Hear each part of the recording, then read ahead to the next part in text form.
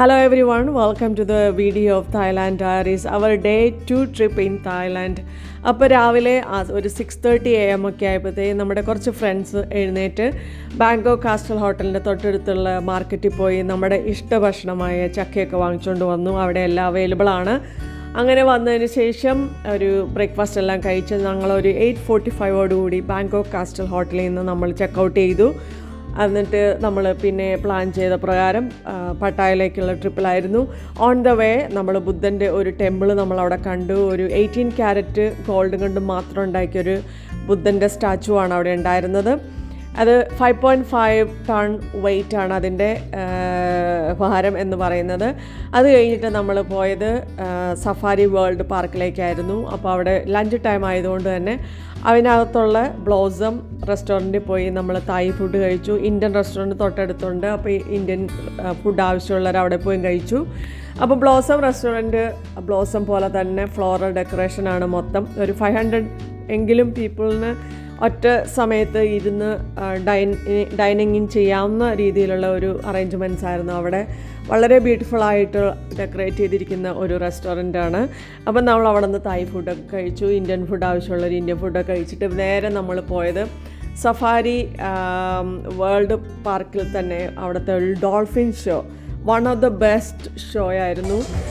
ഒന്നും പറയാനില്ല, ഭയങ്കര രസമായിരുന്നു അത് കാണാനായിട്ട്. നല്ല ബ്യൂട്ടിഫുള്ളായിട്ട് ഡോൾഫിൻസ് ചെയ്തു.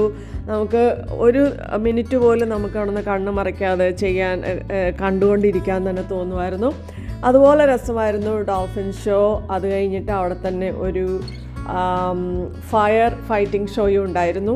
അപ്പം നമ്മൾ അതും കണ്ടു. അത് കഴിഞ്ഞിട്ട് അവിടെ നിന്ന് ഫയർ ഫൈറ്റിംഗ് ഷോ എങ്ങനെ ഉണ്ടായിരുന്നു വെച്ചാൽ കുഴപ്പമില്ലായിരുന്നു, ഒരു എക്സ്പീരിയൻസ് തന്നെയായിരുന്നു. ബട്ട് കമ്പാരിറ്റീവ്ലി ഡോൾഫിൻ ഷോ ആയിരുന്നു അവിടെ ഹൈലൈറ്റ് ചെയ്ത് നിന്നത്. അങ്ങനെ ഇത് രണ്ടും കഴിഞ്ഞിട്ട് നമ്മൾ സഫാരി വേൾഡിനകത്ത് തന്നെ ഒരു ഡ്രൈവ് ഉണ്ടായിരുന്നു, ഡ്രൈവ് ത്രൂ സഫാരി പാർക്ക്. അപ്പം നമ്മൾ അവിടെ പോയി കുറേ പുലിക്കുട്ടന്മാരെയും സിംഹക്കുട്ടന്മാരെയും ഒക്കെ കണ്ടു. അവിടുത്തെ എനിക്ക് കൂടുതൽ അട്രാക്റ്റീവായിട്ട് തോന്നുന്നത് കുറച്ച് പോത്തുകുട്ടന്മാരെയായിരുന്നു. കാരണം അതുങ്ങളുടെ കൊമ്പൊക്കെ ഇരിക്കുന്ന ഒരു പ്രത്യേക സ്റ്റൈലിലായിരുന്നു. പല വെറൈറ്റി കൊമ്പുകളൊക്കെ ആയിട്ട് കുറേ പോത്തുകുട്ടന്മാരിങ്ങനെ സൈഡിൽ കൂടെ ഇങ്ങനെ നടന്നു പോകുന്ന ഞങ്ങൾ കണ്ടു. അങ്ങനെ നമ്മൾ അതെല്ലാം കണ്ടതിന് ശേഷം പിന്നെ നമ്മൾ നേരെ പോയത് പട്ടായയിലുള്ള കാസ്റ്റൽ ഹോട്ടലിലേക്കായിരുന്നു. അവിടെ പോയി നമ്മൾ ഒരു 6:30 നമ്മൾ അവിടെ ചെക്ക് ഇൻ ചെയ്തു. പിന്നെ നമ്മൾ അന്ന് കുളിച്ച് ഫ്രഷായി നമ്മൾ ഡിന്നർ കഴിക്കാൻ പോവുമായിരുന്നു. Castle hotel Pattaya is beautiful ആയിരുന്നു. ഭയങ്കര വലിയ ഒരു സ്വിമ്മിംഗ് പൂൾ ഫെസിലിറ്റിയോടുകൂടി നല്ല ഭംഗിയുള്ള ഒരു ഹോട്ടൽ തന്നെയായിരുന്നു. നല്ല ഫെസിലിറ്റി ആയിരുന്നു അവിടെ. അങ്ങനെ നമ്മൾ ഇന്ത്യൻ റെസ്റ്റോറൻറ്റിൽ പോയി വൈകിട്ട് ഫുഡൊക്കെ കഴിച്ചു.